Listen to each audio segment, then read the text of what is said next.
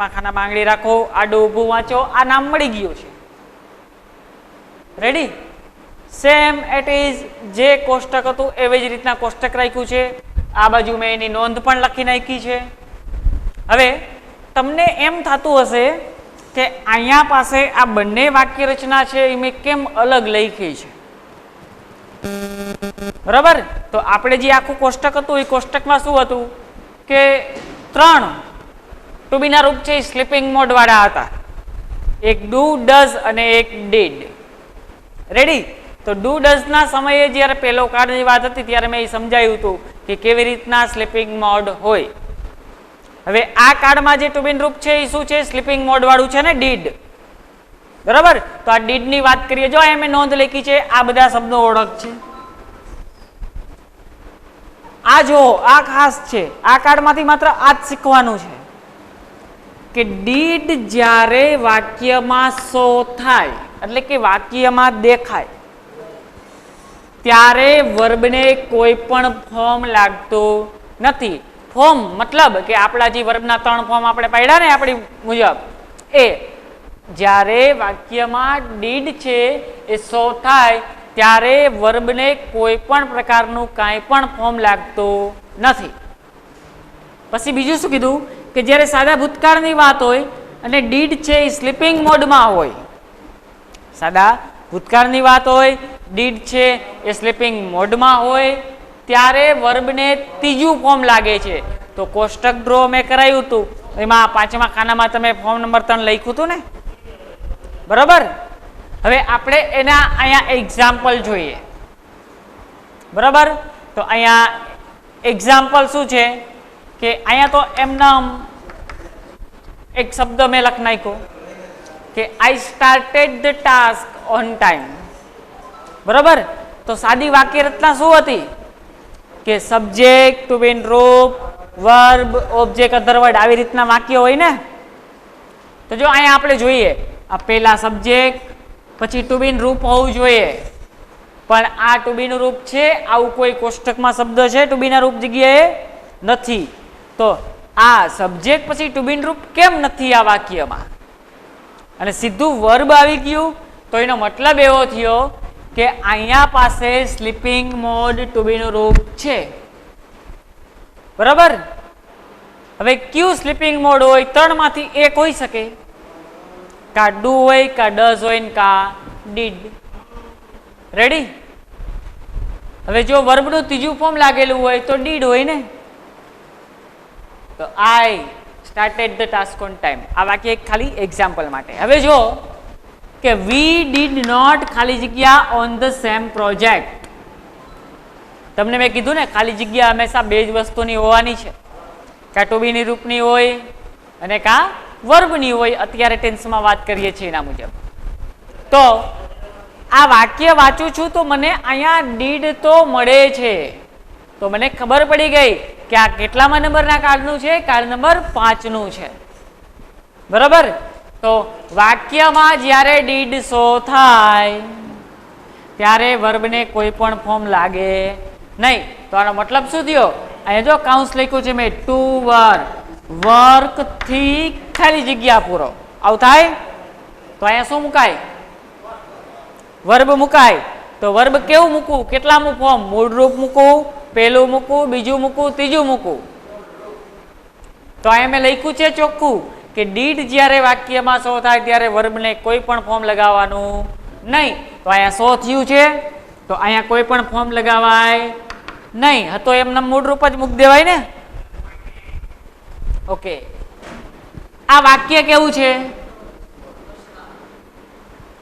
ખાલી જગ્યા શું કહે છે? પ્લે થી ખાલી જગ્યા પૂરો. પ્લે શબ્દ થી ખાલી જગ્યા પૂરો એવું કહે છે ને. ઓકે, વાક્ય પ્રશ્નાર્થ છે તો પ્રશ્નાર્થની વાક્ય રચના શું હતી એ હું આગળના કાળમાં સમજાવી ચૂક્યો છું. પ્રશ્નાર્થની વાક્ય રચનાની શરૂઆત ક્યાંથી થાય? ટુ બી ના રૂપથી. તો આ શું છે? Did not. તો આને જુદું પાડીએ તો ડીડ નોટ વચાય ને, ડીડન્ટ. તો આની શરૂઆત ક્યાંથી થઈ? ટુ બી ના રૂપથી થઈ, એટલે આ વાક્ય પ્રશ્નાર્થ છે. પણ આ ડીડન્ટ એટલે નોટ ભેગું છે તો વાક્ય કેવું થયું કે પ્રશ્નાર્થ છે અને નકારે છે, બંને છે ને. ઓકે, તો ડીડન. તો એના પછી હંમેશા શું હોય? સબ્જેક્ટ.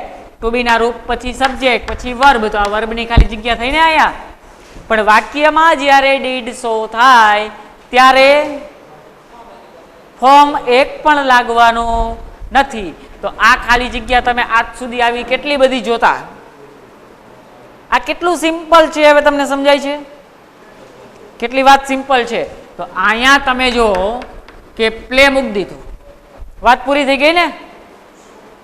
કોઈ લગાવવાનું જ નથી લોજિક. તમને મેં લોજિક સમજાવ્યા કે તમારે કોષ્ટકમાં કેવી રીતના વિચાર કરવાનો, એ વિચાર તમે કરતા આવડે, વિચાર કરતા શીખી જાઓ એટલે કમ્પ્લેટ તમારા જવાબ ઓટોમેટિક આવતા જશે. ડન. હવે આ નીચેનો ભાગ જોઈએ કે સી નોટ ખાલી જગ્યા અસ. આ એક થોડુંક વિચારવા લાયક છે. વાક્ય કેવું છે? સાદું છે ને? પછી નકાર. પેલા વાક્યનો પ્રકાર ઓળખો. વાક્ય કેવું છે? સાદું વાક્ય છે. સાદા વાક્યની વાક્ય રચના શું હતી? સબ્જેક્ટ, ટુ બી નું રૂપ, વર્બ, ઓબ્જેક્ટ ને અધર વર્ડ હતી. આવું તો જો સબ્જેક્ટ પછી ટુ બી રૂપ હોવું જોઈએ, પણ ટુ બી રૂપ પછી સીધું શું આવ્યું? નોટ આવ્યું ને? ટુ બી રૂપ પછી સીધું નોટ આવી ગયું. અહીંયા કંઈક લોચો છે. પણ હવે નોટ છે એ કેવું જિદ્દી હતું? મેં અગાઉ વાત કરી ને કે નોટ શબ્દ છે કેવો જિદ્દી છે કે હું કોઈ પણ જગ્યાએ સ્થાન લઉં તો ક્યાં લઈશ? ટુ બી ના રૂપ પછી. બાકી હું કોઈ પણ જગ્યાએ ક્યારેય સ્થાન લઈશ નહીં. આવું નક્કી હશે. તો અહીંયા જુઓ તો આ ટુ બી નું રૂપ અહીંયા સ્લીપિંગ મોડ છે એવું નક્કી થયું. થાય ને? તો આ નોટ. તો એના પછી તો વર્બની જગ્યા આવે. વર્બ તો આપ્યું છે, ઇન્વાઇટ શબ્દથી પૂરવાનું છે. આ સ્લીપિંગ મોડ છે. હવે સ્લીપિંગ મોડ કયું છે એ મને નથી ખબર. કોષ્ટકમાં ટોટલ 3 સ્લીપિંગ મોડ આવે છે. એક ડુય આવે, ડઝય આવે ને. તો આપણું મગજ કોષ્ટકમાંથી શું કરીને આવ્યું? એક કરતા વધારે જવાબ લઈને આવ્યું ને? હે? એક કરતા વધારે જવાબ લઈને આવ્યું. તો હવે વાક્યને આગળ વાંચો. વાક્યને આગળ વાંચો એટલે 110% એમાંથી તમને ઓળખ શબ્દ મળે ને મળે. તો યસ્ટરડે છે તો આ શબ્દો મેં લખ્યા જ છે. ખબર પડી ગઈ કયો કાળ છે? પાંચમો. પાંચમામાં એક જ સ્લીપિંગ મોડનો શબ્દ છે. શું છે? ડીડ. તો અહીંયા શું હોય? ડીડ. તો હવે જ્યારે ડીડ છે એ સ્લીપિંગ મોડમાં હોય ત્યારે વર્બને ફોર્મ નંબર 3. તો ફોર્મ નંબર 3 એટલે ઈડી લાગશે. તો ઇન્વાઇટેડ આ શબ્દને અહીંયા પાસે આપણે કમ્પ્લેટ મૂકવો પડશે. રેડી?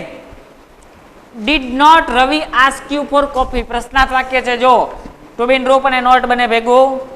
Subject, verb, complete. આટલું જ. અને આ નોંધ છે એ તમારે આ નીચે આ અડધા પેજમાં આવ્યું ને? અડધા પેજમાં નીચે નોંધ લખવી પડશે. તો આ કાળનું જે કાંઈ પણ લોજિક છે એ અહીંયા પૂરું.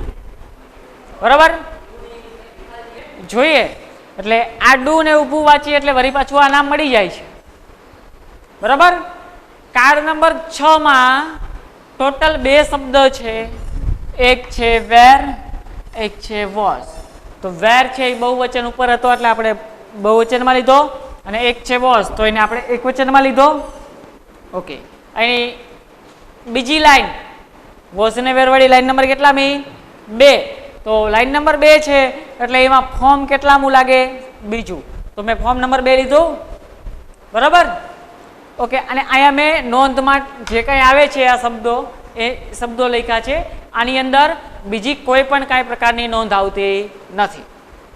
તો હવે ડાયરેક્ટ જ આનું વિશ્લેષણ કરું તો જો આ વી, વેર, નોટ, ઓર્ગેનાઇઝિંગ રેલી આ વાક્ય કેવું છે? સાદું વાક્ય છે પણ નકાર છે. તો હંમેશા કોઈ પણ વાક્ય છે ને એ એની પોતાની વાક્ય રચનામાં જ હોય. આડા હવડું કોઈ દી ક્યારેય કાંઈ પણ પ્રકારનું વાક્ય બને નહીં. બરાબર? વાક્ય છે એ પોતાની વાક્ય રચનામાં જ હોય, બહાર ક્યારેય કાંઈ હોય નહીં. તો આ શું કે છે કે we were not organizing rally. Ready? તો આ સબ્જેક્ટ છે, આ ટુ બીન રૂપ છે, નકાર છે તો એનું નોટ છે, પછી આ વેર છે તો આઈએનજી ફોર્મ. અમે કોઈ રેલીનું આયોજન કરી રહ્યા નથી. બટ ધેટ્સ ઇટ છે વાક્ય રચના. ખાલી જગ્યા they waiting for you at that moment. વાક્ય કેવું છે?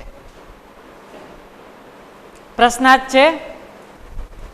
વાક્ય કેવું છે? પ્રશ્નાર્થ. વાક્યની શરૂઆત ક્યાં થાય? ટુ બીન રૂપથી. પ્રશ્નાર્થ વાક્યની શરૂઆત હંમેશા ક્યાં થાય? ટુ બીના રૂપથી. તો આ ટુ બીન રૂપની ખાલી જગ્યા છે એવું નક્કી થયું. બરોબર? ખાલી જગ્યા શેની છે? ટુ બીના રૂપની. તો હવે જુઓ કે આ ખાલી જગ્યા છે ટુ બીના રૂપની જે છે, તો એના પછી હંમેશા સબ્જેક્ટ હશે અને એના પછી વર્બ હશે. શું છે? એના પછી વર્બ છે. ઓકે, તો અહીંયા આપણે જોઈએ કે ખાલી જગ્યા બે ની જોઈ તો કે એક ટુ બીના રૂપની ને એક વર્બની. અહીંયા વર્બ તો આપેલું છે વાક્ય રચના મુજબ. જોઈએ કે ટુ બીન રૂપ, સબ્જેક્ટ, વર્બ. તો વર્બ કેટલામું છે? બીજું. બરાબર? વર્બ કેટલામું છે? બીજું. તો વર્બનું ફોર્મ નંબર 2 કેટલા ખાનામાં લાગે? તો કે 6 ખાનામાં લાગે. તો 6 ખાનામાં તો કેટલા બધા ટુ બીના રૂપ છે. બરાબર? પણ આપણે તો એક જ પરફેક્ટ જોઈએ છે. તો હકીકતમાં આપણું મગજ શું કરીને આવ્યું? એક કરતા વધારે જવાબ લઈને આવ્યું. બરાબર ને? તો આપણે હંમેશાને વાક્યને આગળ વાંચશું. વાક્યને આગળ વાંચ્યું એટલે એટ ધેટ ટાઈમ આ શબ્દ આપને મળ્યો. તો હવે ખબર પડી ગઈ. આ કાર્ડ નંબર 6 છે. શું છે? કાર્ડ નંબર 6 ની વાત છે. તો આ કાર્ડ નંબર 6 ની જ્યારે આ વાત થઈ ત્યારે એમાં બે શબ્દ છે. એક છે વેર અને એક છે વોઝ. રેડી? તો આ વોઝ એક વચન અને વેર છે એ બહુવચન. તો આમાં ફોર્મ નંબર ક્યુ લાગશે? બીજું છે તો છે જ, પણ એક વચન બહુવચન આપણે કરતા ઉપરથી નક્કી કરશું. તો અહીંયા ધે છે. બરાબર? અહીંયા ધે છે તો મતલબ શું થયો કે વેર. ધે રે બહુવચન છે તો વેર. રેડી? ઓકે. ત્રીજી, આઈ ખાલી જગ્યા ડ્રાઇવિંગ એટ ધેટ મોમેન્ટ. આઈ ખાલી જગ્યા ડ્રાઇવિંગ એટ ધેટ મોમેન્ટ. તો હવે આમાં શું થયું કે આ ખાલી જગ્યા છે, અહીંયા શબ્દ આઈએનજી વાળો છે. બરાબર? અહીંયા શબ્દ આઈએનજી વાળો છે. તો એટ ધેટ મોમેન્ટ નો મતલબ કે કાર નંબર આ છે, ડ્રાઇવિંગ છે. તો આમાં પહેલા આપણે કેવું વિચારે કે ડ્રાઇવિંગ એટલે આઈએનજી વાળું ફોર્મ આવ્યું. તો આઈએનજી વાળું ફોર્મ આવ્યું તો આઈએનજી વાળીમાં 6 ખાનામાંથી અહીંયા દાવેદાર છે ટુ બીન રૂપ આવે દે. આગળ વાંચ્યું તો આ મળ્યું. તો આ બે મળ્યા કે વેર અને વોઝ. તો આઈ છે એ બહુવચનમાં, આઈ જોડે હંમેશાને માટે વોઝ લેવાનું. અહીંયા એક નિયમ લખી નાખશું, આઈ સાથે વોઝ વપરાય છે. એક પર્ટિક્યુલર નિયમ થઈ ગયો. અહીંયા ભલે આઈ આપણે લીધું તો આ વેર લેવું પડે ને, પણ આઈ જોડે હંમેશા શું લેવાનું? વોઝ લેવાનું. જેવી જ રીતના આપણે એમમાં કેમ નિયમ હતો કે આઈ જોડે હંમેશા એમ લેવાનું, આ નિયમ હતો સેમ એવી જ રીતના વોઝ. આ એક્સરસાઇઝ જોઈએ કે he was dining at the restaurant. એ રેસ્ટોરન્ટમાં બેઠો છે. એ રેસ્ટોરન્ટમાં બેઠો છે. ખાલી જગ્યા ઇટ રેનિંગ યસ્ટરડે નાઇટ. જો અહીંયા જોઈએ વાક્ય કેવું છે? પ્રશ્નાર્થ. વાક્ય કેવું છે? પ્રશ્નાર્થ. તો વાક્ય પ્રશ્નાર્થ છે તો ખાલી જગ્યા છે એટલે શું થયું? આ ખાલી જગ્યા શેની છે? તો બીના રૂપની થઈને. કેમ કે પ્રશ્નાર્થ વાક્ય હોય તો વાક્યની શરૂઆત ક્યાંથી થાય? ટુ બીના રૂપથી. ઓકે, તો આ ટુ બીના રૂપની ખાલી જગ્યા છે. જો આ સબ્જેક્ટ છે એના પછી વર્બ છે. આ વર્બ કેટલામું? આઈએનજી વાળું. આઈએનજી વાળું છે તો અહીંયા કેટલા બધા ટુ બીના રૂપ આવે દાવેદાર છે. તો આગળ વાંચ્યું તો યસ્ટરડે મળ્યું મને. શું મળ્યું? યસ્ટરડે. પણ યસ્ટરડે શબ્દ ઓળખ શબ્દ તો 5મા કાળમાં હતો ને, ભૂતકાળનો કાળ હતો 5મા કાળમાં હતો, તો એમાં શું છે? ડીડ. તો માનો કે તમે હવે અહીંયા ડીડ મૂકો, હાલો એક્ઝામ્પલ તરીકે, તો ડીડ વાક્યમાં 100 થયું હોય ત્યારે વર્બને કોઈ પણ ફોર્મ લાગે નહીં. તો આ કંઈક ખોટું થાય છે. તો હવે તમે સાંભળો, આવી પરિસ્થિતિ જ્યારે બને, બરાબર, ત્યારે ભૂતકાળનો કોઈ પણ કાળ તમે વાપરી શકો છો. રેડી? ભૂતકાળનો કોઈ પણ કાળ તમે વાપરી શકો છો. એ યાદ ન રાખવું હોય ને તો યસ્ટરડે આ લખ નાખું. આમાં પણ મેં યસ્ટરડે લખ નાખ્યું. તો ડીડ છે, યસ્ટરડે તો 2 માં આવે, 5મામાં આવે ને 6મામાં આવે. હાલો રેડી? 5મામાં આવ્યું ને 6મામાં આવ્યું, પણ 5માનું મેચ નથી થતું, કેમ કે ડીડ છે તો આ મૂળ રૂપ હોવું જોઈએ, બહાર નીકળે તો એ 5માનું મેળ નહીં થાય, 6ઠાનું મેળ થઈ જશે. વેર અને વોસ, તો આ 2 માંથી એક મૂકી શકીએ, વેર અથવા વોસ, પણ આ ઈટ છે સર્વનામ, તો એક વચન તો અહીં મૂકશું was. Ready? Was not Ravi washing his car. આ વાક્યને તમે વાંચીને સમજો, પ્રશ્નાર્થ છે ને નકારય છે, તો કમ્પ્લીટલી મેચિંગ બધું થઈ જાય છે. હે? કમ્પ્લીટલી મેચિંગ થઈ જાય છે ને? તો બસ આ જ વસ્તુ કરવાની છે. મેં તમને શું કીધું હતું કે લોજિક સેમ રહેશે, ખાલી ટુ બી ના રૂપ અને નામ ફરશે. ચલો, આટલે સુધીમાં હજી કોઈને કાંઈ પણ પ્રશ્ન છે તો એ હાથ ઊંચો કરે.